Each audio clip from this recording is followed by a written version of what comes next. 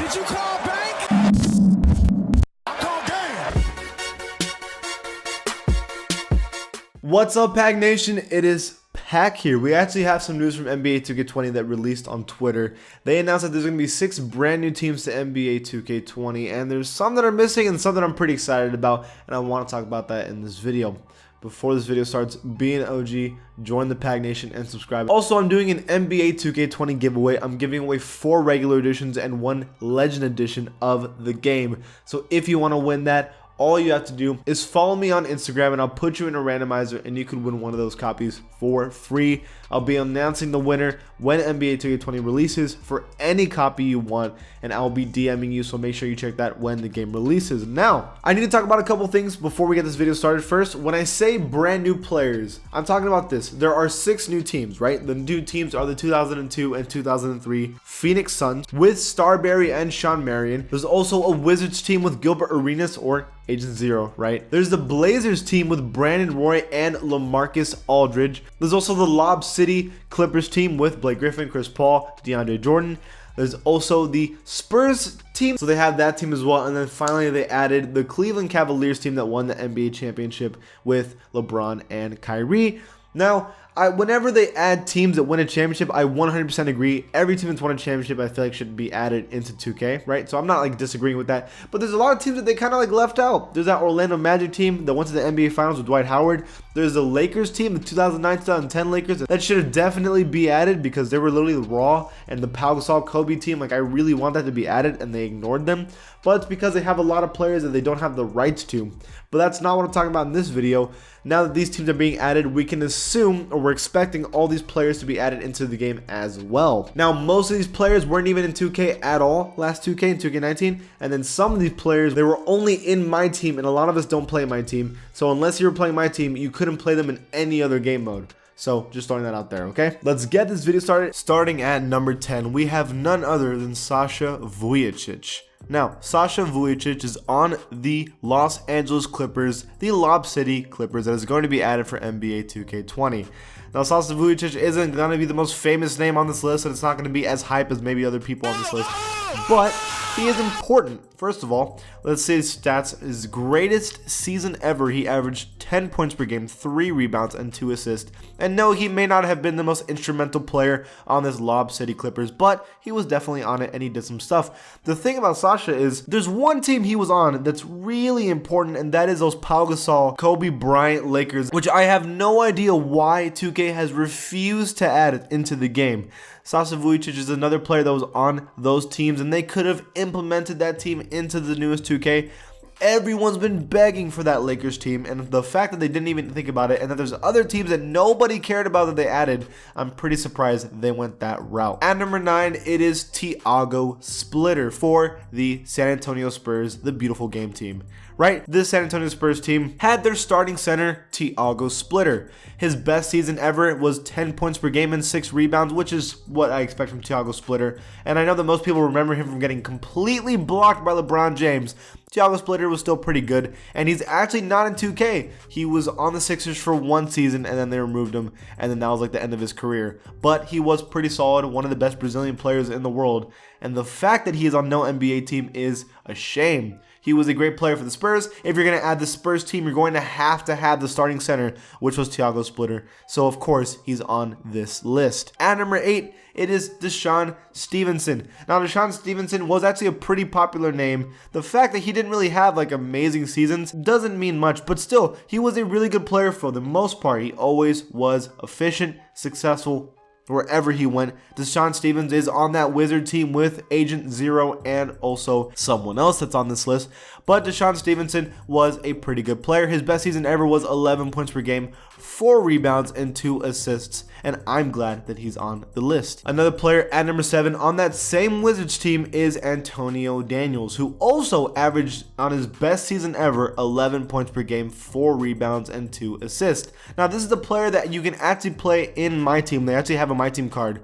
However, Antonio Daniels is on no all-time team and he's on no historical team until now. That's why he's on this list. Antonio Danos has also had a pretty successful career, efficient wherever he went, and that's why he's on this list, and I'm never going to complain about it because the dude's pretty solid. The next player at number 6 is Boris Diaw. Now, Boris Diaw was also on that Spurs team, and he's one of the bigger reasons why they won a championship. He was very, very important to that San Antonio Spurs team. His greatest season ever was 13 points per game, 6 assists, and 7 rebounds. That's Lonzo numbers. Literally, Boris Diaw was always a successful and solid player. He was also apparently extremely athletic, even though he was kind of like on the chunkier side later on in his career. He was apparently a really athletic dude, at least in his prime. Boris Diaw plays amazing basketball. Great playmaker for his size. Honestly, would fit in really well into the current NBA. But I'm glad they have him now in NBA 2K20 because he's going to be pretty fun to use on the Spurs team. At number 5, it is Andre Blatch. Now, Andre Blatch is a name that you're kind of like, I don't care. But you know what, dude? Andre Blatch is actually pretty dang good in his prime. He is on this Wizards team, and he actually did really well on this Wizards team. Also, if you're noticing, a lot of players are on this Wizards team list. But still, Andre Blatch, his greatest season ever was 17 points per game, 8 rebounds, and 2 assists. This dude was not a slacker at all. Was honestly really good for most of his career. Always put up really big numbers for a long time. You couldn't have this Wizards team without Andre Blatch because he was actually pretty important for them. And I'm glad they added him into this game. And it's going to be interesting, and they're probably going to be added into my team as well, and that's going to be a good card to have as well. The next player at number 4, it is Mo Williams, Mo Problems. Now, Mo Williams was on the Cleveland Cavaliers championship winning team, and he's been on the Cavs for a good amount of time, a lot of years. Now, Mo Williams has always been a good player and actually a pretty good scorer. He had a 50-point game once in his career. In his prime, he was averaging 18 points per game, 4 assists, and 3 rebounds. Mo Williams has always been a legit scorer, a legit baller in the NBA. Now he's on this Cavs team, which of course they had to add this Cavs team. Like, I don't blame him at all. And Mo Williams surprisingly wasn't in NBA 2K19, but now is being added into 2K20 for this team because he has to be, right? The next player at number 3 is one of the greatest playmakers of all time, Andre Miller. Yes, Andre Miller is actually a player in the NBA that has some of the most assists ever. He does have a My Team card, in fact, but he has not been on any team or historical team or all-time team in NBA 2K19. That may all change now. Andre Miller averaged in his prime 17 points per game, 11 assists, and 5 rebounds, and was a starting point guard for that amazing Brandon Roy Blazers team, and he deserved every second of it. The guy is super, super good. No, he's not a good shooter, but everything else he's really good at. Andre Miller was an amazing playmaker. It's going to be really fun to use on this Blazers team, and I could even make the case that he should definitely be on the all-time Nuggets team because he definitely was balling out for them, and I think he deserves it. The next player at number 2 is Juwan Howard. Juwan Howard, in his prime, averaged 22 points per game, 8 rebounds, and 4 assists. He is also on that Blazers team, which now that you're looking at it, it's pretty stacked. And no, he wasn't the best player on the Blazers team by that point in his career. But before that, he was definitely pretty good. I'm surprised he isn't already on the all-time Wizards team because he definitely should be. He was crazy good for them for most of his career, and I don't blame them for adding him into the game at all. There's only a few players ever that were all-stars in their career that retired as NBA champions. David Robinson is one of the examples, and Juwan Howard, who won a championship, also did the same thing. Juwan Howard is to be respected. Also, now that you think about it, why has Juwan Howard not been added onto that team? That's kind of weird. And finally, at number 1, it is Antoine Jamison, who we actually have a screenshot for here for NBA 2K20.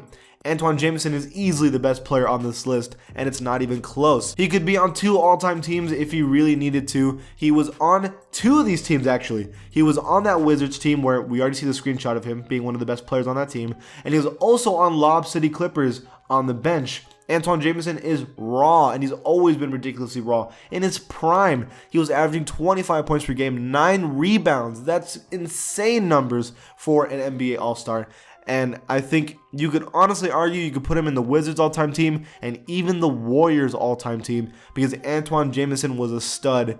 And that's why I'm excited to play with him in NBA 2K20. Now, he was in my team last year, but again, he wasn't in any all-time team, and he wasn't in any historic team. So I'm glad they've added him into 2K20, and I'm going to be using that team a good amount. That's it for this video, you guys. Which players are you excited to play with? Leave it in the comments below. And which teams did they leave out? Like I said, the Magic and the Lakers, it's kind of messed up that they left them out. There's honestly a lot of teams I thought are kind of missing that they should have added, and I would have taken them over some of these teams, like that Suns team. I really don't think they should have even added in the first place. But what do you guys think? Leave it in the comments below. And if you like my channel, give it a sub, and I'll see you guys next time. Did you call bank?